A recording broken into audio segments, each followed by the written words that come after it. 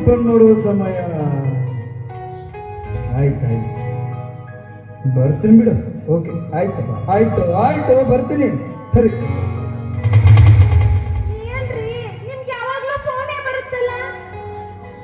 Business ಅಂದ್ಗಳು ಬರ್ಲೇಬೇಕಲ್ಲ, meeting business, ಬರ್ತೀನಿ.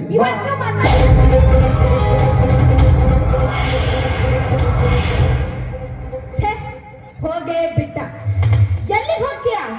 ಹೊಟ್ಟೆ ಹಸಿದ್ರೆ ನಾನಾಗೇ ಬರ್ತೀಯ. ಒಂದು ದಿನನಾದ್ರೂ ಮನೆಯಲ್ಲಿ ಇರಲಿಲ್ಲ, ಸಲ್ಲಾಪದಿಂದ ನನ್ನ ಮನ ತನಿಸಲಿಲ್ಲ. ಮದುವೆಯಾಗಿ ಇಷ್ಟು ವರ್ಷ ಆದ್ರೂ ನನ್ನ ಹೊಟ್ಟೆನಲ್ಲಿ ಒಂದು ಹುಳ ಕೂಡ ಹುಟ್ಟಲಿಲ್ಲ. ನನ್ನ ಆಸೆಯನ್ನು ಈಡೇರಿಸುವ ರಾಜನೊಬ್ಬನೇ, ಅವನೇ ಆ ನನ್ನ ಹರಿ ವಿಠಲ್ ರಾಜ್ ನಿಂದ ಮಾತ್ರ ಸಾಧ್ಯ. ಯಾಕಂದ್ರೆ ವಿಠಲ್ ರಾಜ್ ಇತ್ತೀಚೆಗೆ ಮನೆಗೆ ಬರ್ತಾ ಇಲ್ಲ. ಆತನು ಬಂದಿದ್ರೆ ಅವನ ರೋಮಗಳ ಮೇಲೆ ಮೆದ್ದು ಮರ್ಜನ ಮಾಡಬೇಕಂದ್ರೆ ಮುದುಕಿ ಮನೆಯಲ್ಲೇ ಸಾಯ್ತಿರುತ್ತೆ. ಹೇಗೋ ಮಹೇಂದ್ರನಿಂದ ಮುದುಕಿನ ಹೊರಗೆ ಹಾಕೋದಕ್ಕೆ ಚಾನ್ಸ್ ಸಿಕ್ಕಾಗಿದೆ. ಇದೇ ಅವಕಾಶನ ಉಪಯೋಗಿಸ್ಕೊಂಡು ಅತ್ತೆ ಎಂಬ ಕತ್ತೆಯನ್ನು ಹೊರಗೆ ಹಾಕಿ ನನ್ನ ಆಟನ ಮುಂದುವರಿಸ್ತೀನಿ. ಏನಂತೀರಾ? ಅಲ್ಲ, ಈ ಮುದುಕಿ ಯಾಕೆ ಇಷ್ಟು ಬೇಗ ಬರ್ತಾ ಇದೆ? ಏ ಮುದುಕಿ, ಯಾಕೆ ಬೇಗ ಬಂದೆ? ಬಟ್ಟೆ ಗಂಟೆಯಲ್ಲಿ ಅದು ಅರಿವಿ ಹೋಗಿನಂತ ಹಳ್ಳಕ್ಕೆ ನಾವು ಹೋಗ್ತವ, ತಲೆ ಸುತ್ತ ಬಂದು ಹಳ್ಳ ದಂಡೆ ಬಿದ್ಬಿಟ್ಟೆ. ತಲೆ ಮ್ಯಾಗಿನ ಅರಿವಿ ಗಂಟು ಹಳ್ಳದ ನೀರಾಗ ತೇಲ್ಕೊಂಡು ಹೋಗ್ಬಿಡ್ತವ. ಅಯ್ಯೋ ಅಯ್ಯೋ ಮುದುಕಿ, ನಿನ್ನ ಬುದ್ಧಿ ಇಲ್ವೇನೆ?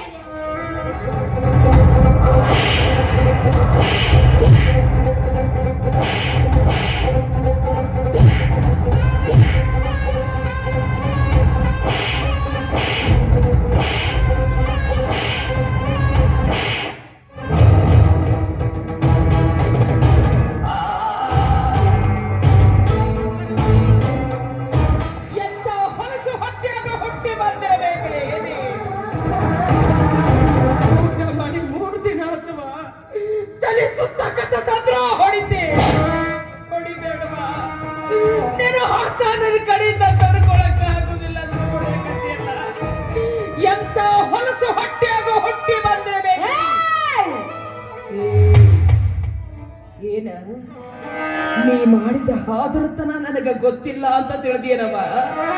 ನನಗೆಲ್ಲ ಗೊತ್ತೈತಿ, ಆದ್ರೂ ಸುಮ್ಮನದಿನಿ. ಯಾಕೆ ಹೇಳು?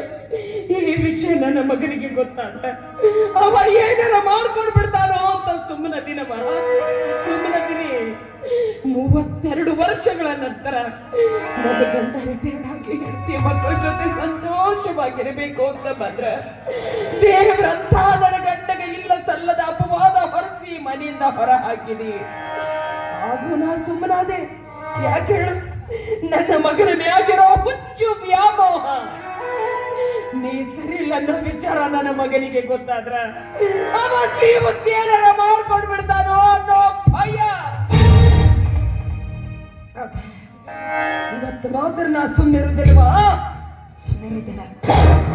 ಯಾರಾಗೊಂದು ತೀರ್ಮಾನ ಆಗಬೇಕು. ಬರ್ಲಿ ನನ್ ಗಂಡ. ಇವತ್ತು ಈ ಮನೆಯಲ್ಲಿ ನಾನಿರ್ಬೇಕು ಒಂದು, ಇಲ್ಲ ನೀನು ಹೆಣ್ಣಾಗತ್ತಿಗೆ ಸಹನೆ ತುಂಬಿ ತುಳುತ್ತಿರಬೇಕು. ಮನೆಗೆ ಸೊಸೆಯಾಗಿ ಬಂದಾಕಿ ಮನಿ ದೀಪ ಬೆಳಗಬೇಕಾ ಹೊರತು ನಿನ್ನಂಗ ಮಾರಿಯಾಗಿ ಮನಿ ದೀಪ ತೆಗಿಬಾರ್ದವ, ತೆಗಿಬಾರ್ದು. ಗೊತ್ತೈದೆ ಅನ್ನೋ ಅರ್ಥನಾದ್ರೂ ನಿನಗ ಗೊತ್ತೈತೇನವ? ಹಳೆಯ ಕುಂಕುಮ ಒಂದು ಮುತ್ತು, ಮೂಗುತಿ ಒಂದು ಮುತ್ತು, ಕೊರಳ ಮಾಂಗಲ್ಯ ಒಂದು ಮುತ್ತು, ಹಸಿರು ಬಳೆಗಳೊಂದು ಮುತ್ತು, ಕಾಲಲ್ಲಿರೋ ಕಾಲುಂಗುರ ಒಂದು ಮುತ್ತು. ಈ 5 ಮುತ್ತುಗಳನ್ನ ಹೊತ್ತು ತರುವ ಬಳೆಯ ನಿಜವಾದ ಮುತ್ತ ಇದೆ. ಶಾಸ್ತ್ರ ಸಂಪ್ರದಾಯ ನಿನಗೆ ಗೊತ್ತಿದ್ದಿದ್ರ ನೀ ಹೇಗ ಮಾತಾಡ್ತಿದ್ದಿಲ್ಲವಾ? ಹೇಗ ಮಾತಾಡ್ತಿದ್ದಿಲ್ಲ? ಮುಚ್ಚ ಬಾಯ್. ಶಾಸ್ತ್ರ ಸಂಪ್ರದಾಯ ನಿನ್ನ ಕೊಟ್ಟ ಶಾಸ್ತ್ರ ಸಂಪ್ರದಾಯ ನನಗೆ ಬೇಕಾಗಿಲ್ಲ. ಮುಚ್ಚೆ ಬಾಯಿ. ಶಾಸ್ತ್ರ ಸಂಪ್ರದಾಯ ಅಂದ್ರೆ ಏನು ಅಂತ ತಿಳಿದೀವ? ಎಲ್ಲರೂ ಸೇರಿ ಕೈ ಮ್ಯಾಗ ಕೈ ಇಟ್ಟು ಹಾಲು ಹಾಕಿ ಅಕ್ಷತೆ ಹಾಕಿ ಗಂಡು ಹೆಣ್ಣು ಜೊತೆ ಮ್ಯಾಗ ನಿಂತು ಅರುಂಧತಿ ನಕ್ಷತ್ರ ನೋಡಿ 7 ಹೆಜ್ಜೆಗಳ ಸಪ್ತಪದಿ ತುಳಿದು ಗಂಡನ ಮನೆಗೆ ಬಲಗಾಲಿಟ್ಟು ಬರ್ತಾಳಲ್ಲ, ಅದವ 7 ಹೆಜ್ಜೆಗಳ ಸಪ್ತಪದಿ ಅಂದ್ರ ಅದರ ಅರ್ಥ ಏನು ಅಂತ ನಿನಗೇನಾರ ಗೊತ್ತೈತಿನವ? ಕಾರೇಶು ದಾಸಿ, ಕರುಣೇಶು ಮಂತ್ರಿ, ಭೋಜೇಶು ಮಾತಾ, ರೂಪೇಶು ಲಕ್ಷ್ಮಿ, ಶಯನೇಶು ರಂಭ, ಕ್ಷಮಯ ಧರಿತ್ರಿ.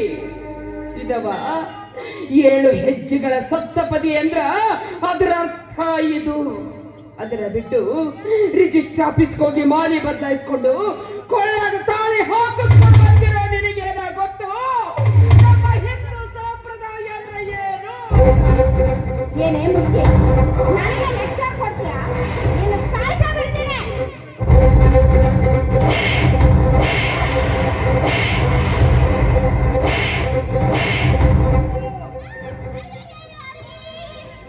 ಬರ್ರಿ, ನಿಮ್ ತಾಯಿ ನನ್ನ ಮೇಲೆ ಸಿಟ್ಟಿಗೆ ಬಟ್ಟೆ ಗಂಟನ್ನೆಲ್ಲ ಹರಿದು ಬಂದಿದ್ದಾಳ್ರಿ. ಯಾಕಂತ ಹೀಗ್ ಮಾಡಿದ್ರಿ ಅಂತ ಕೇಳಿದ್ರೆ ಅದ್ನೇ ಕೇಳ್ತೀಯ? ನನ್ನ ಮಾತೆ ಶಾಸನ ಅಂತ ಕಪಾಳ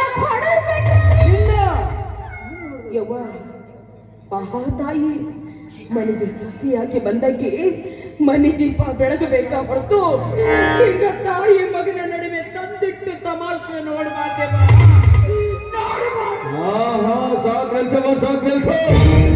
ಇವಳನ್ನ ಮದುವೆ ಮಾಡ್ಕೊಂಡ್ ಬಂದ ನೋಡ್ತಾ ಇದ್ದಾರೆ. ಬರೇ ಕತ್ತೆ ಆಯ್ತಿಂದ ಕೊತ್ತಿಯೊಟ್ಟು ವಯಸ್ಸಾಯ್ತು, ಮುದ್ದಾದ ಸುತ್ತನ ಹೆಂಗ್ ನೋಡ್ಬೇಕು ಖಬರ್ ಇದೆಯಾ ನಿನಗೆ? ಎಷ್ಟು ಸಲ ಹೇಳ್ಬೇಕು ನನಗೆ? ಎಷ್ಟು ಸಲ?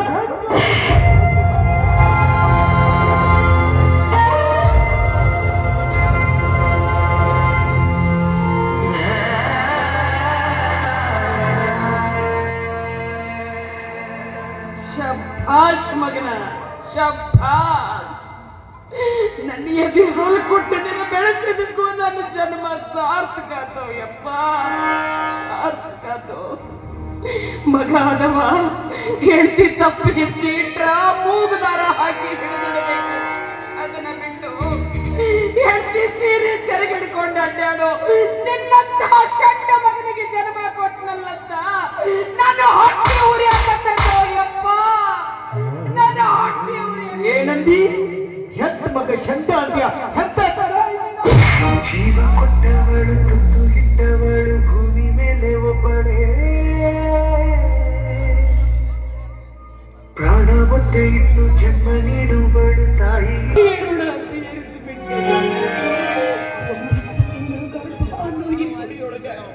ನನ್ನ ಕರುಳನ್ನೇ ನಿನಗ ಮಾಲಿ ಮಾಡಿ ಹಾಕಿ ಭೂಮಿಗೆ ಕರೆ ತಂದಕ್ಕ ಸರಿಯಾದ ಶಿಕ್ಷೆ ಕೊಟ್ಟಿಯೋ ಯಪ್ಪ, ಸರಿಯಾದ ಶಿಕ್ಷೆ ಕೊಟ್ಟಿ. ಲೋ ಮಗನ, ನೀ ಕುಡ್ಕೊ ನಿನ್ನ ಕಿಡ್ನಿ ಹೋದಾಗ ನನ್ನ ಕಿಡ್ನಿ ಕೊಟ್ಟು ನಿನ್ನ ಕಾಪಾಡ್ದೆ. ಅದಕ್ಕೆ ಶಿಕ್ಷೆ ಕೊಟ್ಟಿಪ್ಪ, ತಕ್ಕ ಶಿಕ್ಷೆ ಕೊಟ್ಟಿ. ನೀ ಮನೆಯಿಂದ ಹೊರಗೆ ಹೋಗಂದ್ರ ನನ್ನ ಕೂಸಿ ಯಾವಾಗ ಬರ್ತೈತೋ ಜಾತಕ ಪತ್ನಿಯಾಗೆ ಕಾಯ್ತಿದ್ನಲ್ಲೋ. ಅದು ಋಣನು ತೀರಿಸಿಬಿಟ್ಟೆಪ್ಪ, ಅದು ಋಣನು ತೀರಿಸಿಬಿಟ್ಟೆ.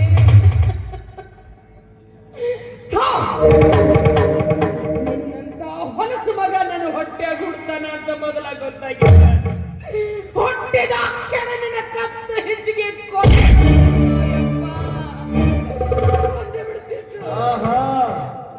ನಿನ್ನ ಕಡ್ಡಿನ ನನ್ನ ಮುಂದೆ ಹಾಕಿದ್ರೆ ನಡೆಯಂಗಿಲ್ಲವಾ?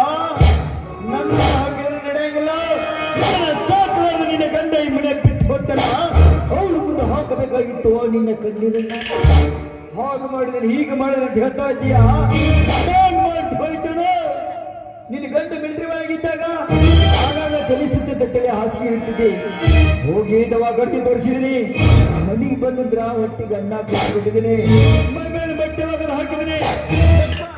ಹಾಕಿ ನೋಡಿದ್ರ ಲಕ್ಷದ ಮೇಲೆ ಆಗುತ್ತದೆ. ಹೇಳಾಕ್ ಬಂದಾಡಿ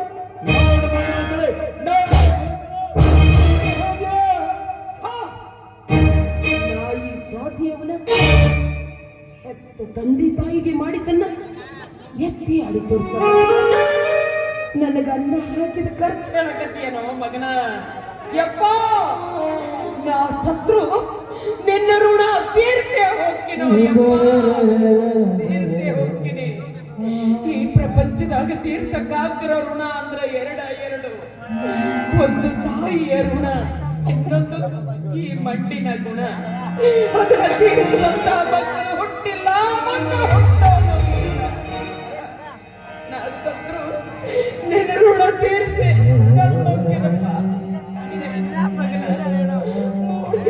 ಊಟ ಮಾಡಿ ನನ್ನ ಸೊಸೆಗೆ ಅಯ್ಯೋ ರೀ, ನಿಮ್ಮ ಅವ್ವ ಹೊಟ್ಟೆಸ್ತಂತ ಆದ್ರ ನಾ ಅಡಿಗೆನ ಮಾಡಿಲ್ಲ. ನಮ್ ಬೀದಿನ ಐತಲ್ಲ ಅದಕ್ಕೆ ಹಾಕಿದ್ದೆ. 3 ದಿನ ಆಯ್ತು ಹೊಳಸು ಮಾರಾಕತ್ತಿದ್ದೆ, ಅದನ್ನ ತಂದ್ಕೊಡ್ತೀನಿ.